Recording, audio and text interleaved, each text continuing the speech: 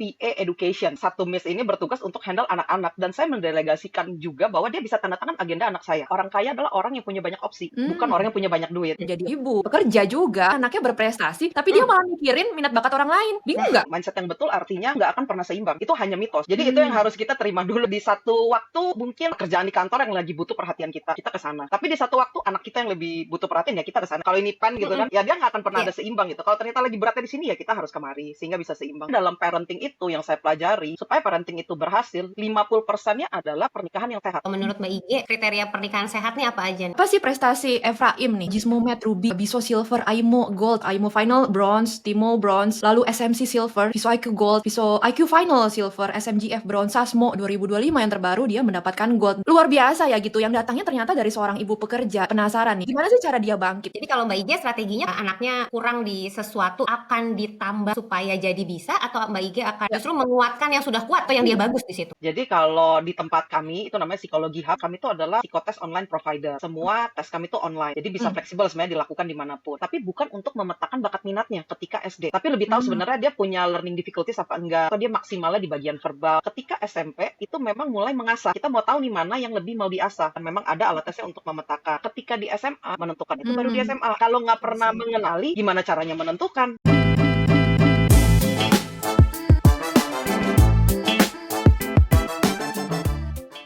Semua Sobat A+, selamat datang kembali di episode A+ Talk. Hari ini kita kedatangan tamu yang spesial. Wah, selalu spesial tapi ya Ti, bintang tamu Spesial banget, tapi ini spesial tambah telur dadar 2. Oh, telur dadar, pakai iya ya, mie instan sama telur dadar 2 sama telur ceplok. Kenapa nih Ti, spesialnya Ti? Karena beliau ini sosok yang kok kayaknya luar biasa gitu ya. Jadi ibu, jadi pekerja juga, tapi anaknya berprestasi, tapi dia malah mikirin minat bakat orang lain. Bingung nggak? Tuh, gitu ya. Seringnya tuh kalau kita kayak sering kontradiksi gitu ya. Kalau ibu bekerja itu nanti anaknya kayaknya ditelantarkan gitu ya. Kalau ibu yang di rumah nanti dianggapnya nggak ada juga nih, nggak bisa berkembang, ibunya nggak berkembang nih, cuma di rumah aja gitu. Nah, tapi kalau beliau nih semua berkembang, anaknya berkembang, karir berkembang, bisnis berkembang, ya kan? Semuanya berkembang. Ini coba kita please welcome Mbak Iren Guntur atau dipanggilnya Mbak Ige. Hai Mbak Ige. Hai, Hai, halo Mbak Dita, Mbak Tiara, selamat malam. Dan selamat apa ya? Selamat malam, pagi, dan siang. Thank you udah join di podcast A+ Talks. Kita bahas thank you banyak juga. banget ini. Mau nyontek banyak nih dari Mbak Ige nih, Mbak Ige. Aku bacain sedikit profilnya Mbak Ige ya. Mbak Ige atau Mbak Iren Guntur ini adalah CEO Psikologi Hub, merupakan biro psikologi yang membantu memetakan minat dan bakat untuk anak usia SMA. Cakep nih, kayaknya boleh langsung kita konsultasi habis ini. Terus beliau juga ibu dari 2 anak, F dan Z, yang mana F ini berprestasi dan sangat konsisten dalam proses belajar. Nanti Tiara juga bisa kasih ininya nih, insight ya. Emang seberprestasi apa anak-anaknya Mbak Igi? Sedap pokoknya. Terus dulu juga Mbak Igi dapat beasiswa ya waktu S1, S2 dapat beasiswa juga nggak nih Mbak Igi? Nanti Mbak Igi cerita ya. Dapat juga tuh. Emang anaknya berprestasi, orang tuanya berprestasi juga nih, luar biasa nih. Mbak Igi boleh dong cerita kenapa bisa jadi psikolog? Terus tadi tuh sempat dibilang bahwa Mbak Igi juga dulu dapat beasiswa tuh. Jadi kayaknya Mbak Igi juga berprestasi banget nih Mbak Igi. Thank you nih Mbak Dita sama Mbak Tiara udah invite. Aku juga senang bisa ada di sini ngobrol. Nah, tadi untuk segala hal yang sudah dibacakan, thank you. Ya itu memang dicapai bersama-sama juga ya dengan keluarga. Dan kalau misalnya ceritanya itu sampai jadi psikolog, ya kalau sampai jadi psikolog mas startnya 2011 ya. Tapi sebelum nyampe ke sana, memang ketika SMA saya ada dapat beasiswa untuk S1, S2 dari SMA saya. Nah, terus kemudian di 2011 selesai mulai praktek sampai 14 tahun ya sampai sekarang lah ya. Cuman sampai di saat ini itu juga menurut saya bukan sebagai psikolognya, tapi gimana caranya itu jalan tetap bisa grow dan relevan di setiap musim. Karena kan 14 tahun tuh musimnya beda-beda ya. Dari yang Ya. baru lulus, terus menikah, punya anak dan sebagainya. Nah, gimana bisa terus relevan di dalam setiap musim-musim yang berganti begitu. Kalau di sekarang ini memang ada beberapa posisi yang dipercayakan lah ya sebagai leader gitu. Mungkin leader di perusahaan saya, psikologi hub, ataupun mungkin ada leader di beberapa organisasi. Tapi sebenarnya yang selalu saya ingat saya adalah seorang istri dan seorang ibu. Karena itu adalah tugas utamanya saya gitu. Dan kalau saya pikirkan sebenarnya motherhood, jadi ketika saya jadi ibu, itu motherhood makes me the leader I am today. Menarik. Ya itu kadang-kadang kan suka dilupakan ya. Tapi itu saya belajar bahwa ketika menjadi ibu itu membentuk saya menjadi seorang leader saat ini. Dan leadership yang saya pelajari itu juga membentuk saya sebagai seorang ibu sehari-harinya di rumah gitu. Jadi dua hal tersebut tuh jalannya berdampingan dan saya mempelajari dua-duanya, dua opportunity tersebut sih untuk bisa menjalani peran sebagai ibu, sebagai istri, atau sebagai leader seperti itu. Oke. Wow, wow, Jadi wow. sebenarnya bukan suatu peran yang saling meniadakan dong ya Mbak Ige antara jadi ibu sama punya karir sendiri itu sebenarnya harusnya tidak saling meniadakan ya Mbak Ige, bisa saling Ya, berjalan berdamping. Mm-mm. betul, betul. Itu yang saya pelajari selama 14 tahun ini ya. Karena harus jalannya berdampingan karena setiap hari kita menghadapi hal tersebut begitu. Oh. Tapi yang bikin aku penasaran nih beasiswanya yang diterima dari S1 dan S2. Mhm. Ini sepinter itukah dulu sampai bisa dapat beasiswa? Actually, kalau untuk beasiswa, kalau menurut saya pribadi sih, saya cenderung apa ya istilah siswi yang biasa aja, cuman rajin begitu. Jadi waktu SMA saya memang waktu itu masuk tiga besar, terus memang ditawari dari sekolah untuk bisa dapat beasiswa. Memang waktu itu kita apply juga ya, maksudnya nyobain gitu kan. Maksudnya banyak yang mau karena boleh sebenarnya 10 besar boleh masukin aplikasinya, tapi kalau nggak salah dipilih mungkin 20 orangan deh gitu. Kurang lebih beasiswa memang dari SMA tempat saya waktu itu sekolah ya gitu. Ya kalau secara nilai karena masuk tiga besar jadi bagus, tapi kalau menurut saya karena ada hal-hal istilahnya ya udah saya rajin aja begitu. Hmm. Jadi itu keunikannya ya. Jadi mesti Keunikannya. rajin, mesti konsisten. Jadi dilihat ternyata dilirik gitu ya sama Betul, pemberi beasiswanya. Tapi betul. memang Jadi suka ya, psikologi, Mbak Ige. Memang suka nah kalau psikologi. Kalau soal psikologinya itu sebenarnya saya awalnya mau ngambilnya komunikasi. Cuman di list beasiswa komunikasi itu nggak termasuk. Nah, yang terdekat Oh, dengan jadi dasarnya ke situ. betul. Jadi, nah cuman kan komunikasi itu dekat juga ya sama psikologi. Sebenarnya psikologi itu basicnya untuk kita bisa berkomunikasi dengan baik. Soalnya saya pikir ya itu hal yang baik juga untuk saya pelajari. Walaupun saya nggak benar-benar ngambil majornya itu communication gitu. Oke. Oh, tapi Terus malah merasa itu yang membantu sampai sekarang. Malah itu ternyata Ya, jadi jalur hidupnya dia nih. Wah, ya ya. iya, Oh, jalan deh sama Tuhan ya harus lewat iya. sini, Mbak Ige. Enggak lewat beasiswa loh, malah gue bantuin nih gitu kan. iya. Wah, wah, menarik. Oke. Terus Hmm. Mbak Ige gimana nih? Kan Mbak Ige sibuk banget nih. Terus gimana nih Mhm. cara bisa bagi waktu buat jadi kita nih perempuan nih kan sering banget punya banyak peran ya Mbak Ige ya sebagai Ya, anak masih punya ibu kan ya berarti sebagai anak tapi kita juga sebagai ibu kita sebagai istri kita juga diharapkan punya peran di masyarakat. Nih kalau ya. Mbak Ige nih bagi-bagi waktunya gimana nih Mbak Ige? Nah, kalau untuk bagi waktu itu sebenarnya kita harus punya mindset yang betul. Mindset yang betul artinya itu nggak akan pernah seimbang. Itu hanya mitos gitu. Jadi itu yang Hmm. harus kita terima dulu gitu. Karena di satu waktu mungkin karir istilah pekerjaan di kantor yang lagi butuh perhatian kita. So ya kita ke sana gitu. Tapi di satu waktu anak kita yang lebih butuh perhatian ya kita ke sana. Istilah kalau ini pen gitu Mm-mm. kan, ya dia nggak akan pernah Iya. ada seimbang gitu. Kalau ternyata lagi beratnya di sini ya kita harus kemari sehingga bisa seimbang. Kalau lagi beratnya di sana ya kita harus kemari. So dengan punya mindset tersebut, saya jadi ya udah nggak apa-apa, nggak akan pernah seimbang. Kadang-kadang mungkin mama saya yang lagi butuh waktu atau misalnya keluarga saya ya menurut saya mana yang memang lagi dibutuhkan ya kita hadir di sana seperti itu. Dan memang saya taruh semua schedule saya tuh di kalender dengan baik. My core Hmm. team di kantor bisa akses sehingga mereka tahu jadwal meeting saya, jadwal main sepeda sama anak-anak, jadwal les dan sebagainya ya saya taruh di kalender sehingga bisa teratur ya. Jadi tahu dan bisa lihat juga porsi buat anak lagi dikit nih gitu kan ya. Mungkin next week kita bisa atur lebih banyak. Ataupun misalnya porsi dating dengan suami, oh ternyata minggu ini lagi dapetnya cuma 1 jam nih. Mungkin next week kita mau jadiin 2 jam. Jadi ya udah saya atur aja sih di kalender dengan mindset Mm-mm. seperti tadi. Nggak bisa semuanya dapat 25% sama rata. Ya.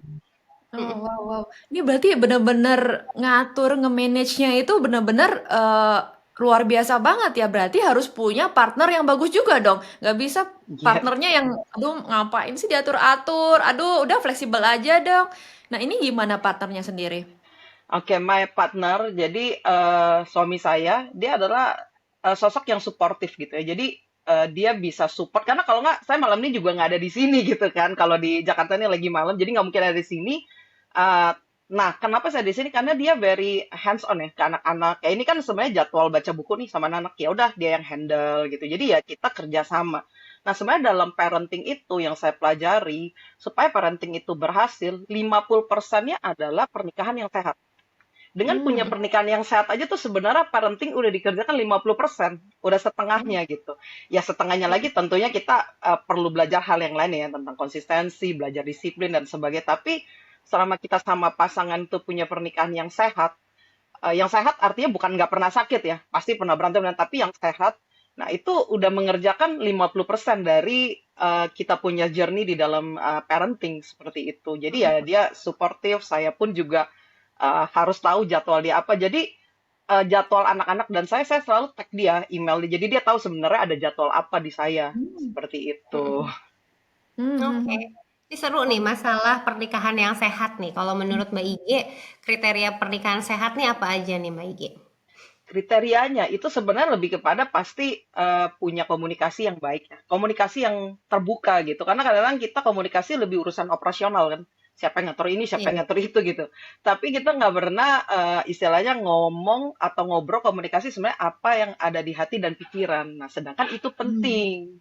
Nah, jadi saya Mm-mm. membiasakan taruh minimal 1 jam untuk dating. Datingnya itu ya ngobrol ya gitu. Bukannya Iya. dating kita nonton bioskop gitu. Itu kan nggak ada ngobrol Oh, gitu. oke. Ya Jadi quality Ini memang time bener-bener iya bareng-bareng bener. gitu Satu ya. jam ini sehari apa 1 minggu, 1 bulan, satu 1 minggu tahun? 1 jam. Seminggu Satu satu minggu jam satu Hmm, jam untuk cukup untuk pernikahan serius. yang cukup. sehat. Hmm. Iya, tapi ini untuk ngobrol ya. Selebihnya kan kayak misalnya malam ini nih jadwal saya nonton Netflix sama suami, Hmm. ya udah saya nonton gitu. Karena saya tahu salah satu yang dia happy adalah ditemenin nonton Netflix. Ya udah, nggak apa-apa juga gitu. Tapi ya kita nggak banyak ngobrol lah gitu. Cuman di waktu-waktu perlu ngobrol ya 1 jam lah. Tapi saya udah tahu saya mau ngomong apa karena saya melakukan itu secara intensional ya. Saya biasa udah catat saya mau ngomong apa gitu. Wow, wow, Oke. wow. Jadi apa sih yang diobrolin? Kira-kira ada nggak Oh tips dan kira-kira ya. trik yang Ya. bisa diobrolin buat jadi Topiknya apa pernikahan sih yang Mbak sehat Ige gitu ya? Oh biasanya? topiknya itu biasa tentang anak pasti. Misalnya saya lihat misalnya minggu ini si F tuh lagi kurang ngomong thank you ke misalnya Hmm. ART di rumah. Ya saya bilang minggu ini aku lagi perhatiin si F nih lagi kurang ngomong thank you deh. Kita perlu ini nih, perlu ingetin lagi ya. Kamu sama aku perlu ingetin. Ya terus mungkin nanya, selama seminggu ini di kantor apa sih yang lagi bikin happy? Apa yang lagi nggak happy Hmm. ya? Just dari kantor, anak, tapi bukan yang operasional, lebih kepada ya apa yang ada di hati dan pikiran seperti itu. Hmm, hmm, hmm. Oke. Menyinggung tadi ada ART ya. Berarti di rumah ada nih ART ya? Betul, di rumah ada ART. Nah, ini saya juga, kan anak saya paling besar tuh umurnya 8 tahun. Nah, selama 8 tahun ini, saya juga mempelajari bahwa seorang ibu yang dibantu oleh ART, oleh suster, itu nggak kenapa-napa gitu. Jadi memang Hmm. ada, ya ketika kita bekerja, itu ada hal-hal yang kita bisa delegasikan ke orang-orang yang memang, apa ya, istilahnya kita inginkan mereka membantu kita, misalnya ART, suster. Ada memang, ya misalnya titipin bisa oh nanti kan makanan sudah ada tolongnya kasih makan jam berapa kasih vitamin tapi ada juga yang nggak boleh didelegasiin Misalnya ngajarin tentang moral, tentang disiplin, ya itu Wow. tugasnya orang tua. Jadi orang tua harus tahu mana yang bisa didelegasiin, mana yang memang orang tua yang harus ngajarin gitu. Jadi Mm-mm. saya beberapa kali ngobrol dengan ibu lainnya bahwa jangan merasa bersalah ketika dibantu oleh ART. Karena kan Mm-mm. emang kita membutuhkan bantuan ya, dan namanya mereka kita namakan helpers. Jadi artinya membantu kita, tugas utamanya tetap di kita gitu. Nah, Mm. itu yang kadang-kadang orang tua suka merasa bersalah ketika ada bantuan gitu. Dia nganggap, aduh saya kayak merasa nggak mampu nih sebagai orang tua gitu. Iya. Jadi ibu bekerja tuh juga bisa berkembang ya, mengutamakan cita-citanya juga, tapi ada bantuan tadi, helper tadi yang untuk Mhm, membantu mengurusi anak tanpa kita kehilangan jati diri kita untuk jadi orang tua untuk anak-anak tersebut. Tapi ini betul. kan F ini juara banget ya. Kalau aku lihat itu setahun lebih, hampir 2 tahun medalinya tuh udah lebih dari 10 dan itu bukan medali yang biasa-biasa aja loh. Tapi ini medalinya medali yang bagus-bagus banget. Nah, ini gimana cara delegasikan? Apakah dia pulang sekolah udah dijemput and then langsung ART-nya ayo tolong bantu F punya jadwal sekian sekian, ini gimana sih cara ngatur jadwal anak-anak? Oke, jadi kalau dalam mengatur anak-anak, saya dibantu oleh 3 orang. 3 orang itu satu ART yang memang handle rumah, satu lagi driver yang bantu antar jemput, satu lagi tuh sebenarnya mungkin saya sebut sebagai PA Education. Jadi memang satu Miss ini bertugas untuk handle anak-anak dan saya mendelegasikan juga bahwa dia bisa tanda tangan agenda anak saya. Seperti itu karena Oh. ya, tapi memang dalam arti itu setelah setahun jalan ya, saya lihat dia bertanggung jawab, dia bisa handle anak-anak dengan baik. Terus saya bilang, ah Miss, setelah sekian lama saya lihat saya perlu bantuan lebih jauh, saya mau kasih kepercayaan untuk bisa tanda tangan agendanya anak-anak. Seperti itu. Saya kasih tahu kesibukan saya seperti ini, saya perlu bekerja sama bagaimana nih dengan Miss gitu. Jadi dia pulang sama anak kedua saya, dia makan bareng, terus kemudian apa yang harus dikerjakan. Tapi saya bilang, bukan ngerjain PR ya, tapi supervise. Jadi seminggu sekali saya Hmm. tanya, 1 minggu ini ada kejadian apa Miss sama anak saya? Ada nggak yang perlu saya ngobrolin nih? Begitu misalnya, oh ada kelupaan bikin PR atau apa gitu kan? Ya lebih lebih ke arah seperti. Selain itu kan juga kalau untuk lomba itu kan pasti sangat dibantu oleh Olimpiciam juga ya, oleh Miss Tiara dan tim. Itu kan juga udah tahu kapan harus tutoringnya, kapan mau lombanya, begitu. Nah itu semua masuk ke jadwal kalender juga.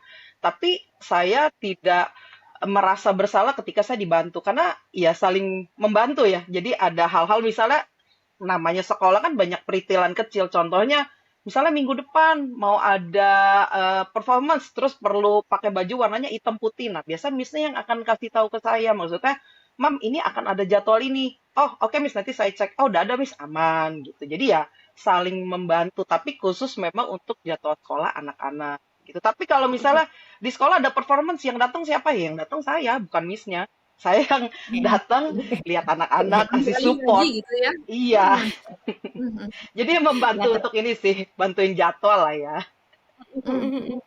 iya. gitu. Soalnya emang kayaknya banyak dari orang tua bekerja tuh ngerasa bersalah juga karena missing hal-hal yang kecil-kecil yang kata tadi Mbak Igi. Mungkin kadang-kadang Ya, anaknya kan pulang sekolah nih, dia cerita sebenarnya, pengen cerita nih di sekolah banyak banget yang kejadian. Dia cerita, tapi mungkin ceritanya sama drivernya juga kurang bisa menyampaikan ke ibunya gitu kan. Jadi ini menurut aku bagus banget nih caranya Mbak Igi untuk punya personal assistant yang khusus untuk Ya, edukasi ya. Jadi bisa menangkap hal-hal tersebut dari anak dan menyampaikannya ke Mbak Igi. iya, dan iya, memang benar. sudah kita kurasi juga ya, maksudnya saya sama suami kurasi dalam arti kata, ah, memang Miss ini bisa handle dengan baik gitu. Itu Oh. yang pertama. Terus yang kedua, saya tetap punya jadwal seminggu sekali, saya akan anterin yang paling gede si F itu ke sekolah. Dan seminggu Hmm. sekali saya akan jemput 1 kali. Tapi karena saya cuma punya kesempatan seminggu 2 kali untuk drop dia dan pick up dia, saya biasanya juga udah punya materi. Materi apa yang saya mau bahas sama F. Misal saya mau bahas tentang marriage, saya mau bahas tentang kejujuran, atau saya mau bahas tentang apa. Jadi selama 30 menit di mobil, ya saya ngobrolin itu gitu. Ya. Ketika Oh. saya nganter dia sekolah ya, ataupun ketika saya jemput. Mhm, Kalau jemput, biasanya saya lebih mau denger dia. Biasa seharian kan udah ngapain gitu ya.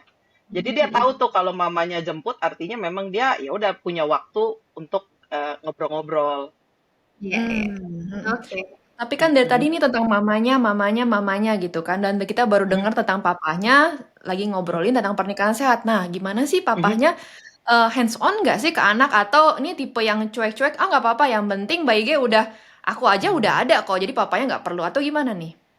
Oke, kalau sama suami memang dia hands on karena dia juga pegang jadwal. Contohnya kayak Sabtu ini dia bakal handle anak tuh dari pagi sampai sore karena saya ada seminar. Wow. Jadi dia paginya akan nganter misalnya contoh ke Sakamoto, habis itu ada ke Bintaro, terus ada ke Olympic Camp Kelapa Gading, terus dia jemput saya lagi. Jadi ya udah kita saling support sih. Maksudnya ketika memang perlu handle anak dan memang membiasakan kita bisa handle anak walaupun dua-duanya kerja gitu. Jadi itu kan membantu ketika kita nggak ada, tapi ketika kita ada ya kita handle. Setiap weekend kita pergi kita nggak pernah bawa helpers. Sengaja setiap weekend, setiap kita Hmm. pergi kemana supaya kita punya waktu berkualitas. Jadi kita tahu oh cara dia makan seperti ini, apa yang dia suka. Ya kurang lebih seperti itu sih.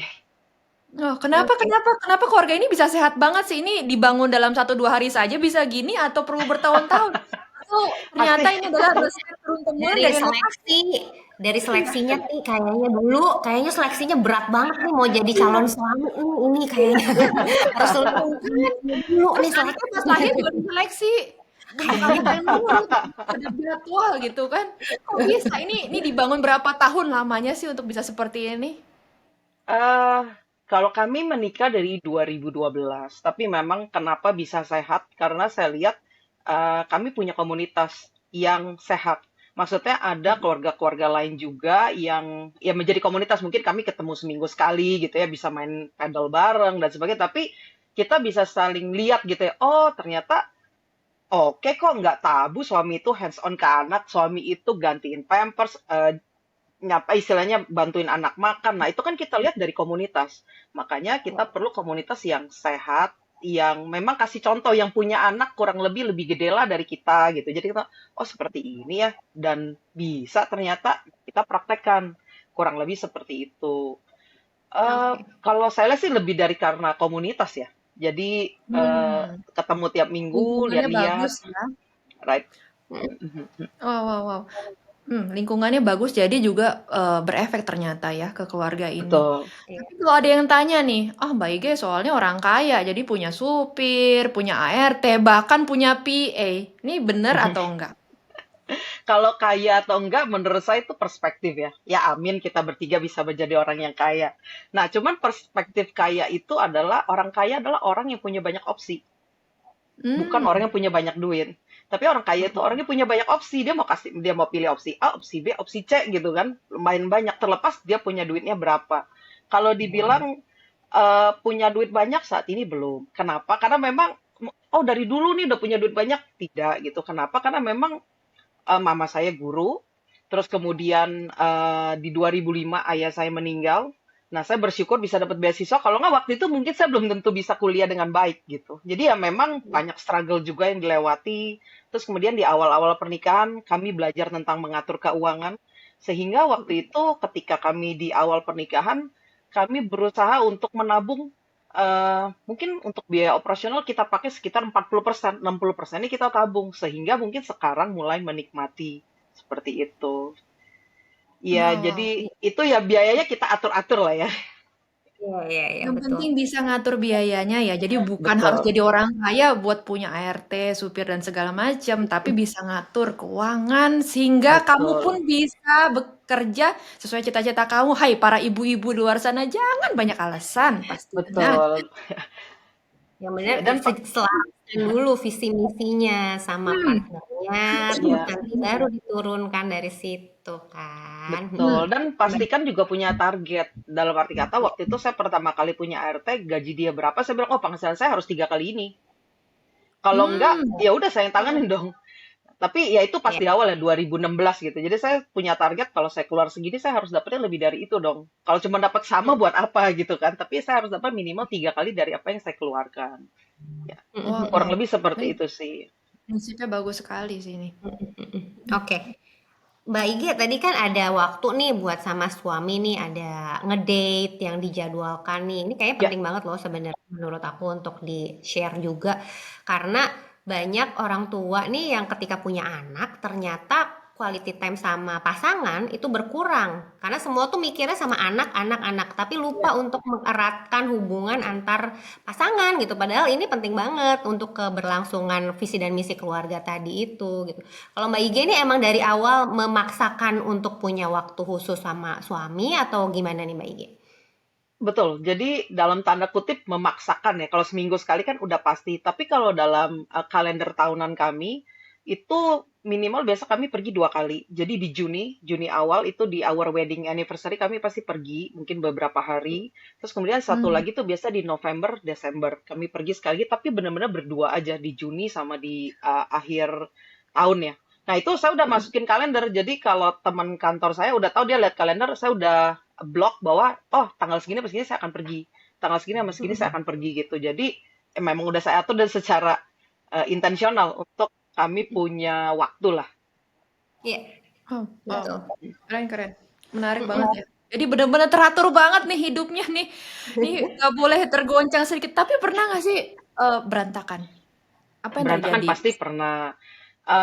Ya misalnya ada hal-hal yang nggak sesuai ya, misalnya kayak waktu pandemik gitu kan, ataupun misalnya Hmm. waktu itu lagi enak-enak hidup di Jakarta, tiba-tiba harus pindah ke Balikpapan. Dari udah enak-enak di Balikpapan, pindah lagi ke Jakarta. Ya itu ya, maksudnya pasti perlu belajar ya. Nah karena saya orangnya itu nggak teratur, sebenarnya actually saya orangnya nggak teratur. Nah jadi saya menggunakan Google Calendar itu untuk membantu membuat jadwal sebenarnya supaya saya Oh, nggak kelupaan. oh. Jadi boleh nih dipakai nih buat Sobat E Mm-mm. Plus. Ini Google Calendar ini ternyata membantu nih untuk Mm-mm. kita Yap. bisa menjadi lebih teratur gitu ya. Iya. Wow, wow, Tapi wow. Mhm. jadi ini nggak ya Mbak Ige? Jadi apa? Ada beda tipis nih Mbak Ige antara suportif sama controlling gitu Mbak Ige. Kalau Mbak Ige Hmm. tuh supaya nggak jadi over control tuh ada tips and tricksnya nggak Mbak Ige? Oke, nah ini akan berbeda kalau misalnya ke anak, itu kita suportif dalam arti kata kita support dia untuk menjadi diri dia sendiri gitu kan. Karena kalau over controlling itu artinya kan kita memaksakan apa yang kita pikir baik ke dia begitu. Gitu. Nah di Mm-mm. dalam parenting gitu, saya prinsipnya tuh saya harus punya tujuan. Jadi kalau ditanya kenapa nih si F sekarang maksudnya banyak ikut lomba gitu ya. Jadi waktu mungkin F itu umur 3 atau 4 tahun, saya tuh dapat intuisi dari yang di atas itu bahwa oh anak kamu ini bakal jadi juara Olimpiade dan anak kamu yang kedua Oh, ini akan menjadi. Nah itu saya dapat waktu itu 3 atau 4 waktu dia usia 3 atau 4 tahun ya, dan anak kamu yang kedua itu akan menjadi 5 orang yang berpengaruh di Indonesia. Dan saya tangkap wow. itu, saya share ke suami, saya bilang saya dapat intuisi ini nih gitu kan. Terus setelah itu ya udah saya taruh gitu. Jadi di dalam parenting itu memang kita harus begin with the end in mind. Jadi kita tuh punya vision apa ke anak kita, tapi kita harus ngerjainnya dari sekarang. Nah, misalnya karena saya tahu dia bakal jadi champion ataupun anak kedua saya dia bakal jadi orang yang berpengaruh di Indonesia, cara didik kami akan berbeda karena kami tahu ujungnya ke Hmm. sana. Nah, kita sebagai orang Oke. tua pasti harus punya vision. Anak, Iya, kalau iya. mungkin nggak bisa lihat terlalu jauh, ya minimal 5 tahun ke depan anak saya mau seperti apa. Misalnya mandiri, atau sebagainya kita bisa tulis. Nah, jadi kita bisa didik mereka sesuai dengan vision yang kita punya. Gitu, yang memang kita pikirkan ini bagus gitu ya. Nah, jadi karena saya dapat vision itu, saya support dia supaya bisa menjadi champion gitu. Waktu itu saya sempat cari kan bisa di mana ya dia belajar gitu kan. Nah, terus ya akhirnya ketemu dengan Tiara dengan Olympician, terus ya udah saya support dia untuk masuk ke sana. Tapi itu satu hal yang baik. Nah, selebihnya kan lebih banyak daily. Dailynya itu adalah karena saya tahu oh one day maksudnya dia akan terus dia akan menjadi champion. Saya harus beda nih dalam handle dia. Contohnya dia kan saya minta dia untuk bikin menu breakfast.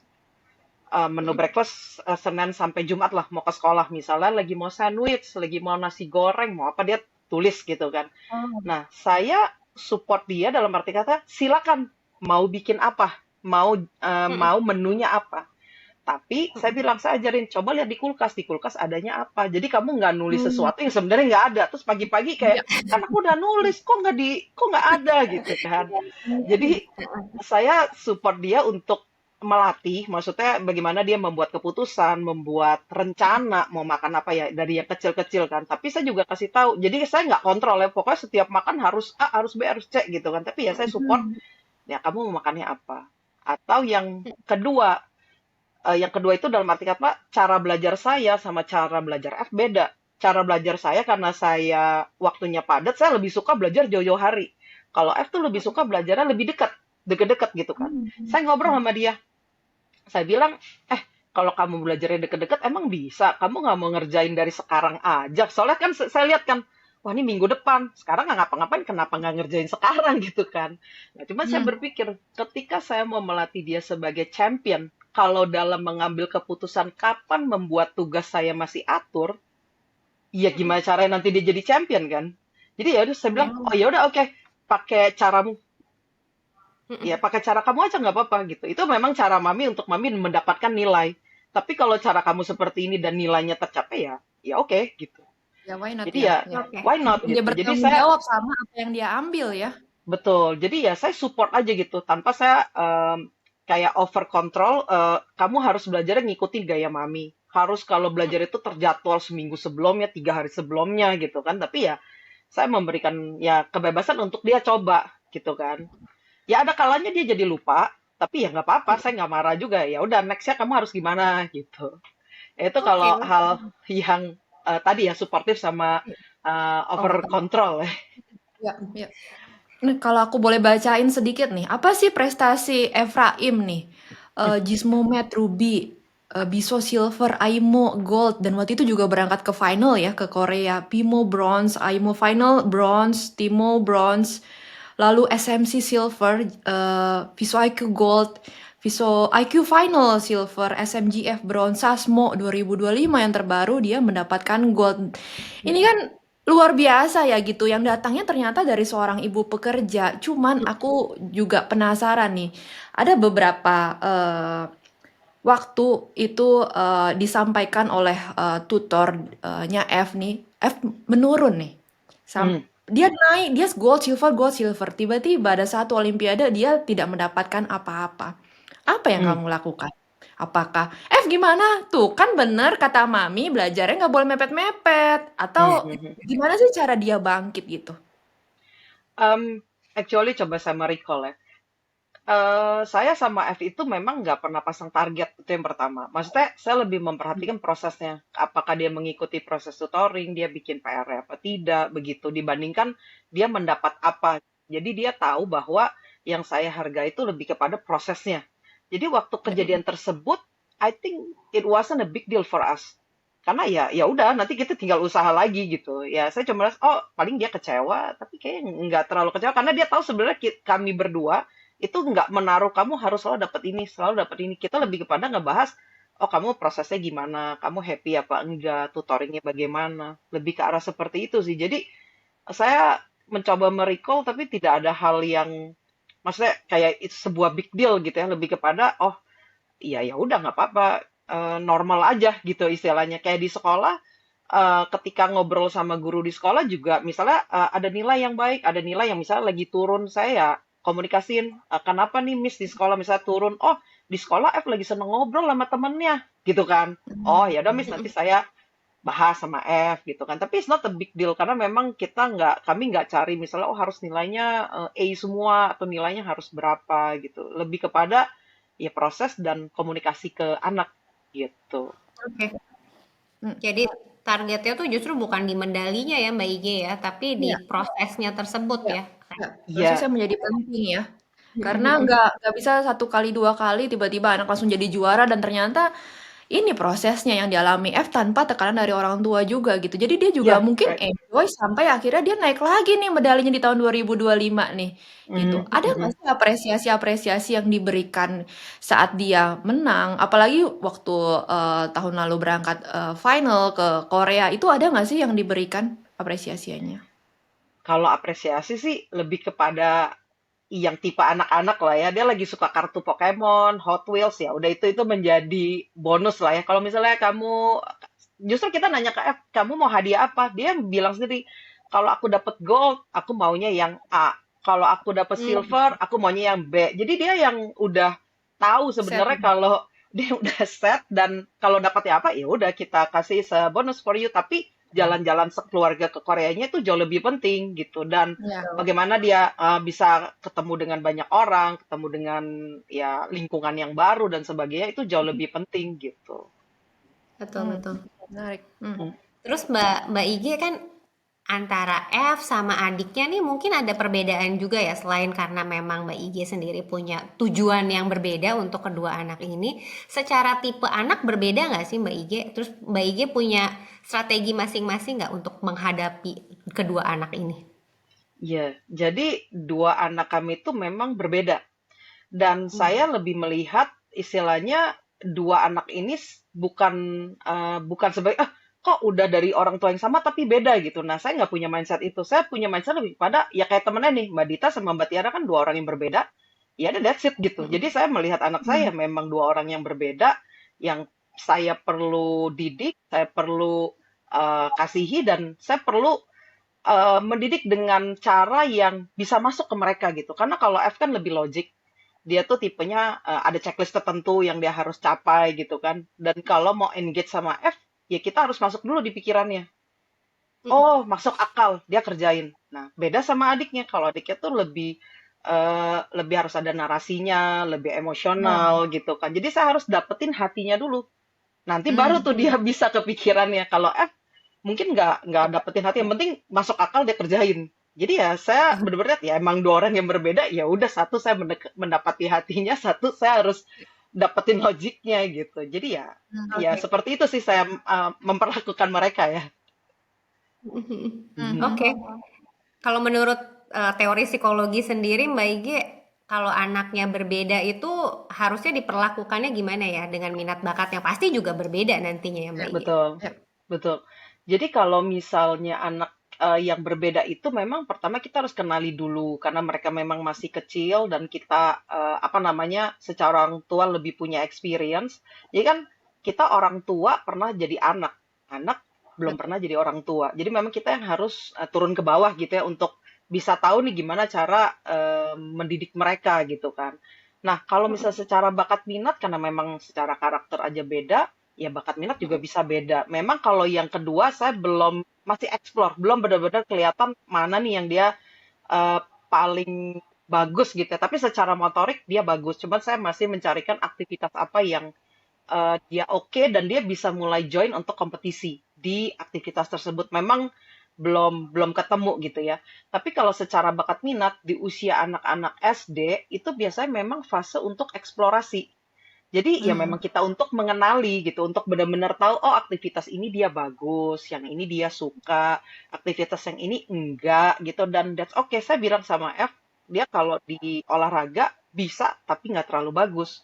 Saya bilang sama dia ya nggak apa-apa. Jadi waktu saya antar dia pagi ke sekolah, saya bilang sama dia, guru kamu di sekolah ada siapa aja? Dia sebutin kan A, B, C terus oh si ibu misal si ibu Gisel dia ngajar bahasa Indonesia. Dia bisa ngelajar sains gak? Enggak sih, Mami, dia nggak oke kalau ngajar sains. Oke. Terus kalau si yang ngajar PE, yang guru olahraga, kira-kira dia kalau ngajar art bagus nggak? Enggak. Saya bilang, oke, ya saya lagi mengajarkan dia bahwa setiap orang itu punya bakat minatnya dan Iya, nggak apa-apa nggak apa-apa nggak bagus di satu bidang, nggak harus bagus di semua bidang begitu. Jadi ya ketika ada perbedaan di antara mereka, ya that's normal seperti itu. Jadi iya, ya udah saya lebih perhatiin iya, yang Mak. lebih banyak motoriknya. Oke. Jadi kalau Mbak IG strateginya kalau misal anaknya kurang di sesuatu itu akan ditambah supaya jadi bisa atau Mbak IG akan Ya. justru menguatkan yang sudah kuat nih Mbak IG atau yang dia bagus di situ Mbak IG? Eh, Cara memotivasi anak tuh gimana sih caranya biar dia bisa menemukan minat dan bakatnya? Oke, kalau untuk menemukan memang nanti butuh waktu ya, dan kalau karena masih kecil kita pasti harus mendampingi begitu.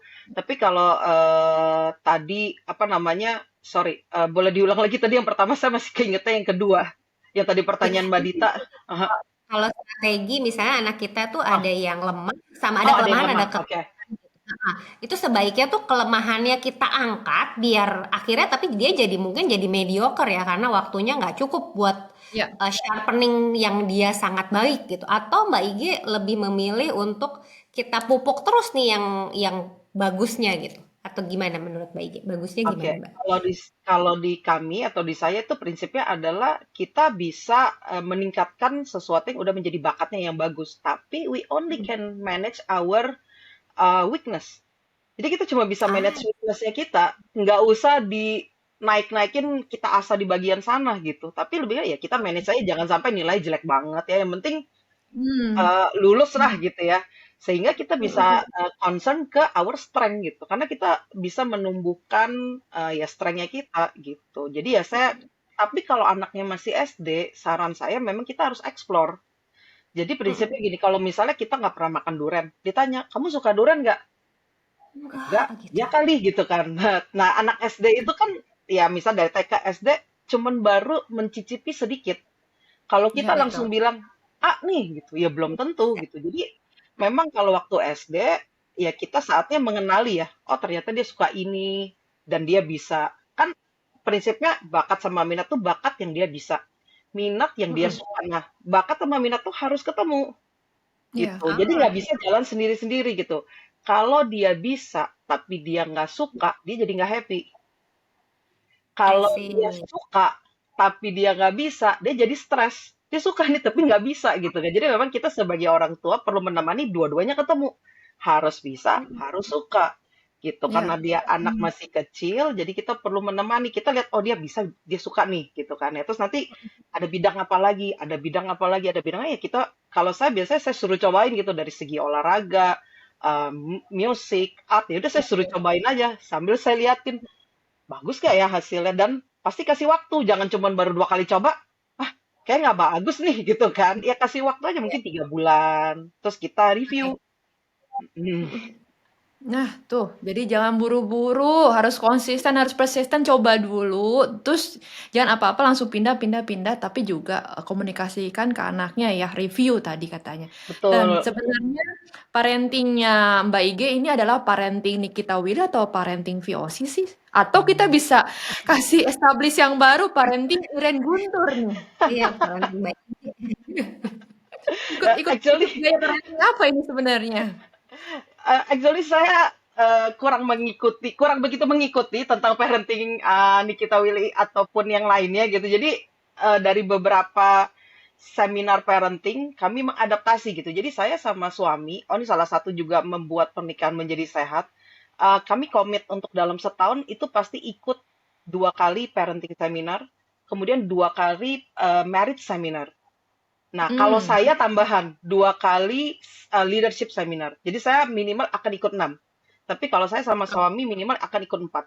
Jadi dari Hmm. segi parentingnya kita harus selalu di-upgrade, dari segi marriage life-nya tentang pengetahuan itu juga perlu di-upgrade gitu. Nah, itu ya udah kami adaptasi aja karena kan teori ada, tapi bagaimana kita mengadaptasi itu ya tergantung kita sama pasangan kan, bagaimana karakter kita, background kita seperti apa. Nah, jadi akhirnya kami mengadaptasi dengan apa yang ya trial and error ya pasti oh ternyata nggak works nih ke anak gitu kan. Ya udah kita coba lagi gitu. Jadi orang tua tuh harus belajar terus ya. Betul. Betul, karena ya parenting is hard karena nggak ada manualnya. Ya. Kan yang lain kalau kita Betul. beli sesuatu ada manual ya. Oh gimana nih Iya. caranya? Tapi parenting itu karena nggak ada manualnya, jadi ya very hard untuk bisa handle anak-anak gitu kan. Handle diri kita pun juga ketika anak Mm-mm. tantrum dan lain-lain itu kan berbeda lagi tuh. Ini jadi ini nih Mbak Ige, menyambung ke statement yang Mbak Ige yang tadi nih. Kalau menurut Mbak Ige, multitasking tuh gimana ya Mbak Ige? Perempuan nih kan sering banget nih disebut bisa multitasking gitu, tapi mungkin jadinya sambil ngerjain, sambil kerja, ambil meeting, sambil ngasuh anak gitu. Akhirnya mungkin Hmm. nggak sepenuhnya hadir nih gitu. Ya. Sebenarnya kalau menurut teori psikologi dan pengalaman Mbak Ige sendiri, multitasking itu memungkinkan nggak sih Mbak Ige? Atau malah bikin frustrasi nih? Oke, Kalau multitasking itu sebenarnya memungkinkan untuk seorang wanita. Kenapa? Karena secara biologis otak wanita memang diciptakan seperti itu. Jadi kan kita ada otak kiri dan otak kanan. Nah, jembatan antara otak kiri dan otak kanan pada wanita itu tebal. Jadi dia untuk Hmm. ke kiri ke kanannya cepat dan memang sudah diciptakan wanita itu dari dulu harus multitasking karena kadang-kadang masih harus ngerjain kerjaan rumah, jaga anak, masak dan sebagainya gitu kan. Nah, berbeda dengan otak laki-laki itu memang diciptakan kiri kanan tapi jembatannya tipis sehingga mereka itu pasti butuh waktu, nggak bisa multitasking gitu. Nah, karena sudah diciptakan, jadi sebenarnya kalau dibilang mungkin, ya mungkin. Untuk kita nih bertiga wanita multitasking. Tapi kalau secara apa namanya, secara pada realnya, ketika memang kita mengerjakan satu tugas lebih baik satu-satu, karena hasilnya jauh lebih baik sebenarnya. Lebih I fokus see, ya. lebih fokus ya di Betul. satu-satu. Mhm. Hmm. Saat itu Ada cuman nggak sih karena tips dan resultnya supaya bagus. Ya, ya supaya resultnya bisa sebenarnya ya Mbak IG ya. bisa. Cuma supaya Bisa. hasilnya maksimal, baiknya satu-satu ya biar fokus. Oke Ya. Mbak, mantap. Mhm. Nah, ada nggak sih tips Ya. dan trik nih buat orang tua yang mau juga punya pernikahan sehat, kehidupan keluarga yang sehat, dan anak yang berprestasi? Pastinya itu kan semua sebenarnya adalah mimpi ya. Mimpi dari Hmm. seseorang yang hidup gitu kan.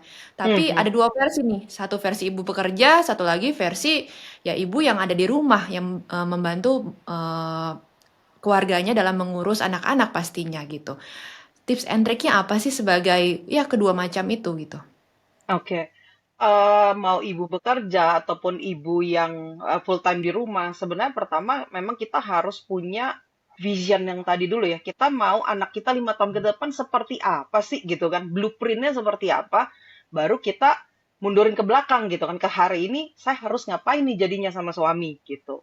Terus kemudian yang harus ada di mindset adalah kita itu mendidik anak, bukan mendadak. Jadi Hmm. baru diajarin hari ini, kita berharap besok nih. Itu kan dadakan. Nah, kita tuh mendidik, bukan mendadak, ya kan? Karena Yang kalau enak sama dadak, mendadak emang, betul. nah, Bawa itu aja dia. dadakan ya Mbak.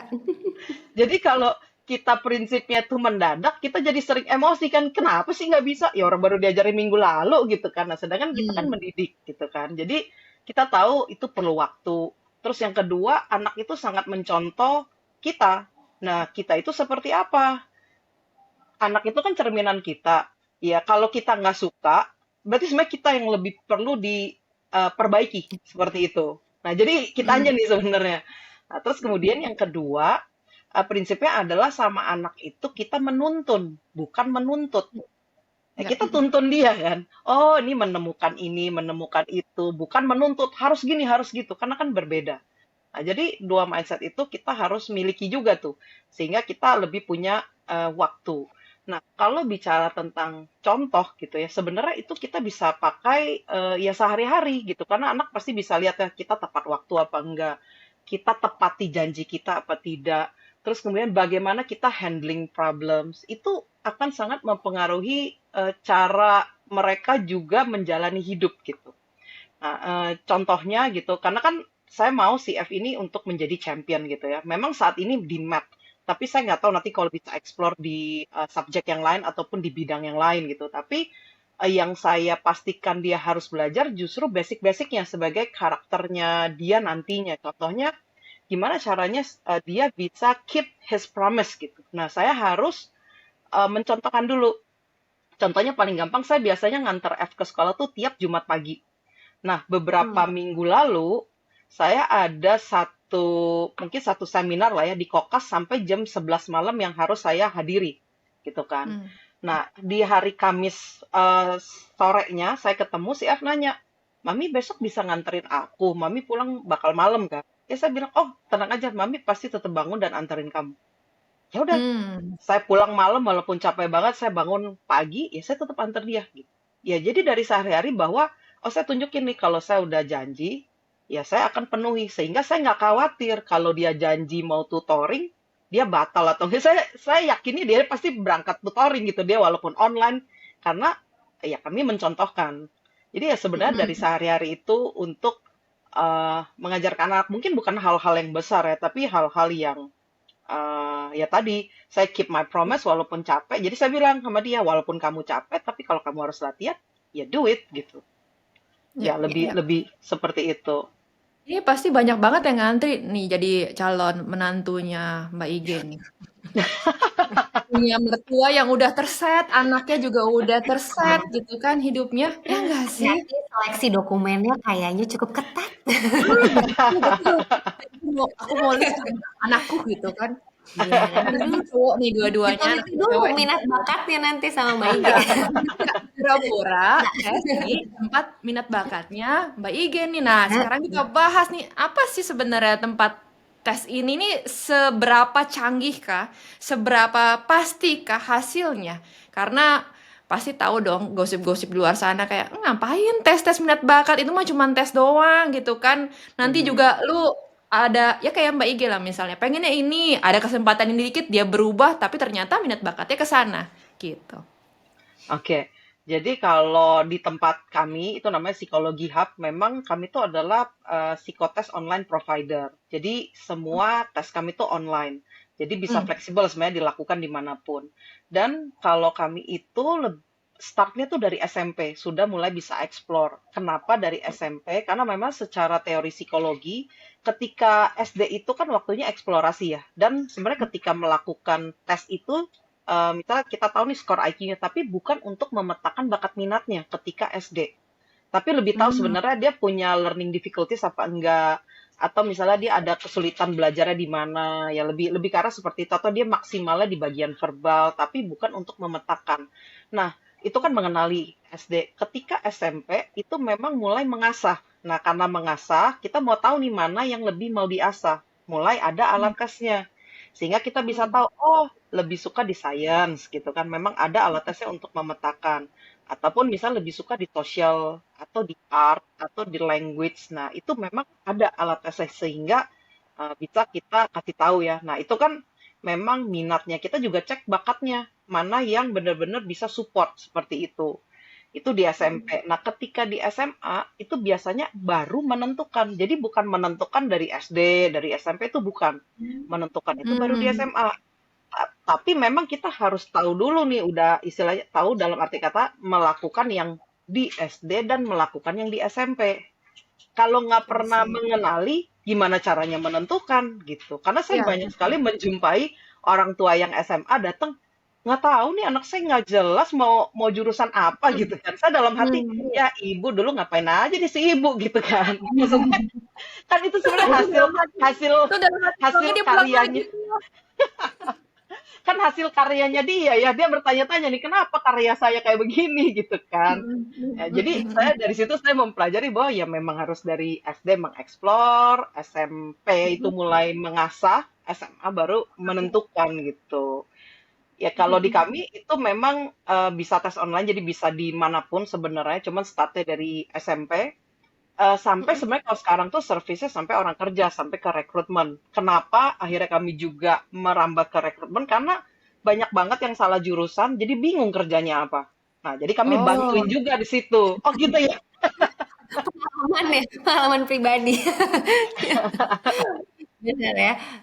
iya Biar iya nggak benar banyak yang sih. kayak kita, yang nggak kayak saya gitu salah-salah jurusan. Jadi kalau salah jurusan diapain Mbak Ige?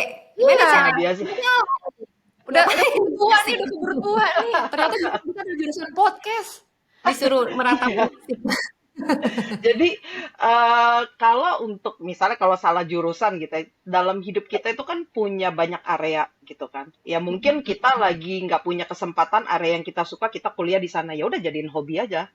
Nggak Wow. apa-apa juga ya kan. Kadang-kadang kan orang misalnya saya ketika ketemu orang tua gitu terlalu sempit pandangan sosialnya bahwa oh harus A nih gitu. Padahal kan nggak harus gitu kan. Terus kemudian ketika saya ketemu orang tua juga, itu beberapa orang tua misalnya, oh anak saya nih tertarik nih di bidang kesehatan, langsung mikirnya satu profesi aja jadi dokter. Nah, Betul. Hmm. nah biasanya saya mengedukasi. Nah, udah dia mau jadi dokter, ternyata nilainya nggak mencukupi gitu kan. Terus gimana nih Hmm. orang tuanya panik kan? Gimana nih mau Iya. jadi mau gimana gitu kan? Nilainya nggak mencukupi. Nah, biasanya saya akan mengedukasi bahwa ketika seseorang itu suka di satu misalnya di satu bidang lah industri kesehatan, kan nggak harus selalu jadi dokter.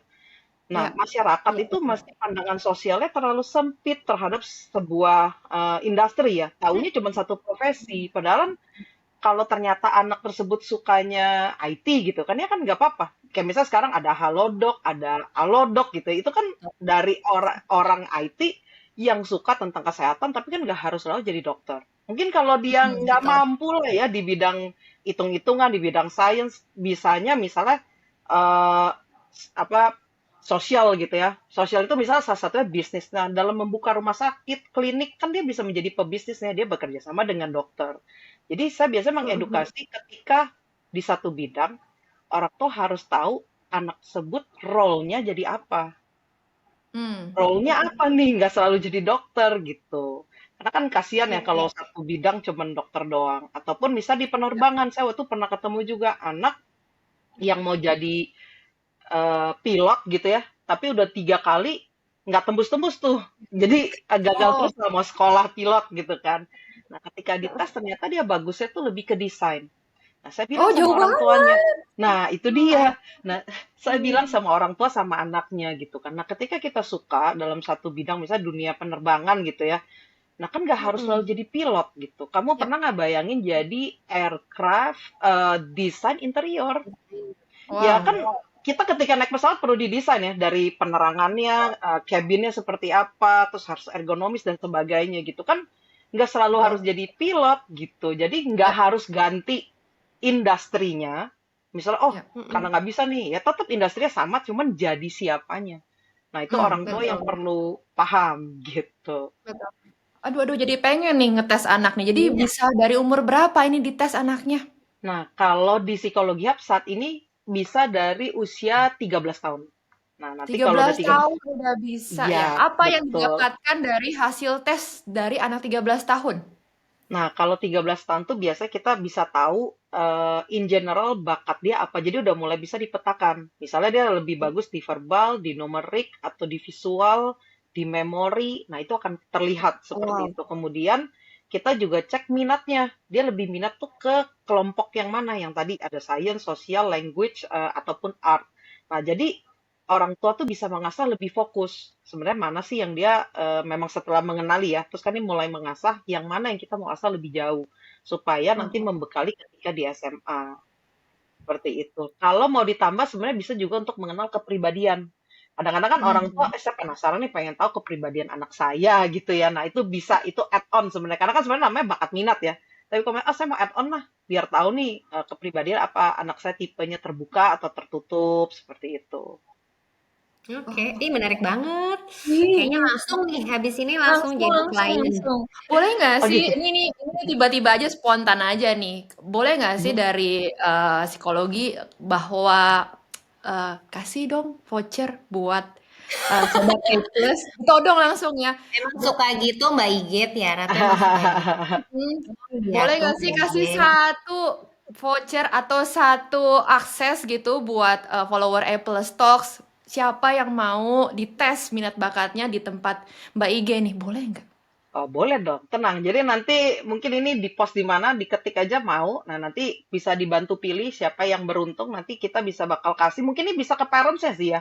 Mungkin kalau anaknya masih Iya, kecil-kecil, kecuali kalau anaknya sudah 13 tahun ke atas, bisa ke anaknya. Tapi kalau masih kecil, bisa ke orang tuanya sebenarnya. Supaya kan orang tua juga tahu ya, ternyata saya masih bisa loh explore di area A gitu. Boleh Ya, kok, ya. nanti tinggal diketik aja mau. Nah, nanti dipilih, Tuh, boleh. tuh, nggak ada oke. lagi alasan kalau nggak mau kasih tahu anaknya minat bakatnya apa, cari tahu gitu kan, atau bahkan buat orang tuanya kan, Ya. dibanding di rumah scroll-scroll TikTok terus, lebih baik kita cari tahu. Sebenarnya ternyata kita bisa sesuatu gitu kan. Jangan-jangan Ya, emang ya. bakatnya konten kreator, Ti. Oh, Makanya oh. scroll terus, Ti. Apa gue yang jawab mau, biar gue tahu sebenarnya sebelah mana sih yang harus gue dilakuin.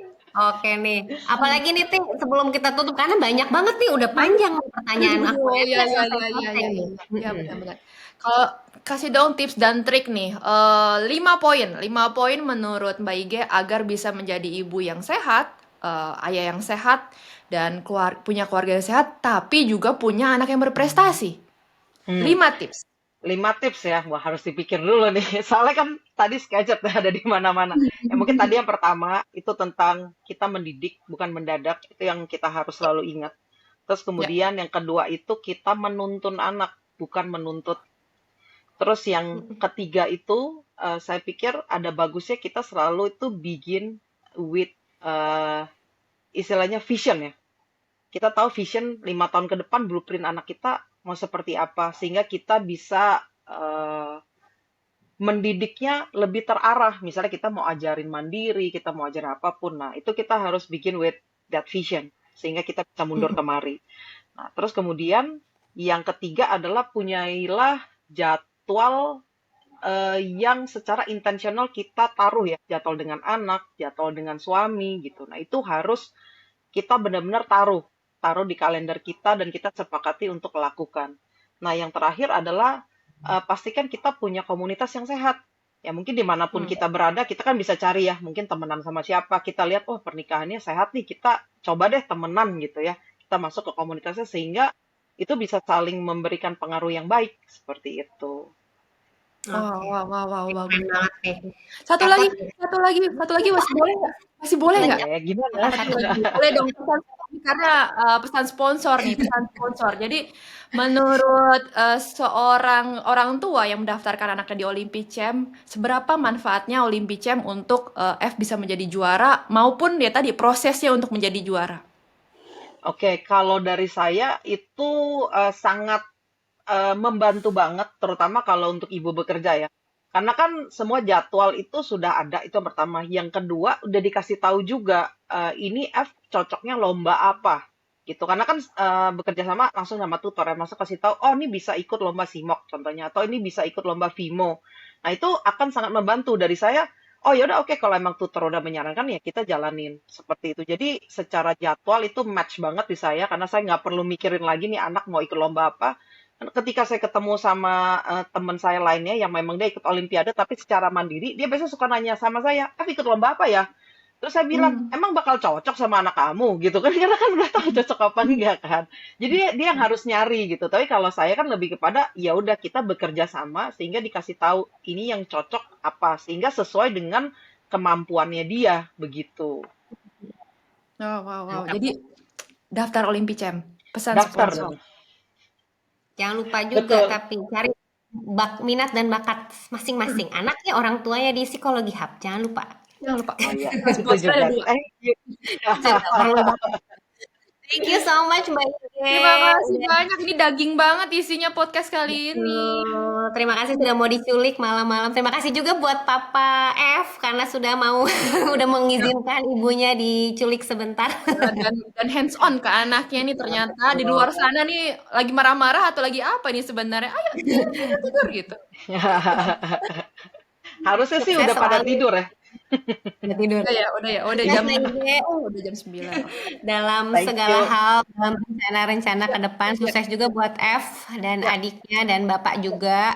dan bisa Hari ini terus nih, menjadi ini loh, bisa terus menjadi inspirasi buat betul. orang tua di luar sana, buat anak-anak ya, buat ayah, buat ibu. Ini inspirasi yang bagus banget yang kalian harus tonton banget karena ini benar-benar ternyata hidup tuh bisa seteratur ini loh kalau kalian Betul. memang mengusahakannya gitu. Betul. Jadi harusnya kita tuh perlu banyak belajar dari Mbak Ige nih. Hari ini aku belajar tentang bukan soal banyaknya waktu ya, tapi lebih ke kualitas kehadiran, terus bagaimana cara manajemen waktu gitu. Hadir tuh bukan berarti harus ada di rumah, tapi hadir secara peran gitu.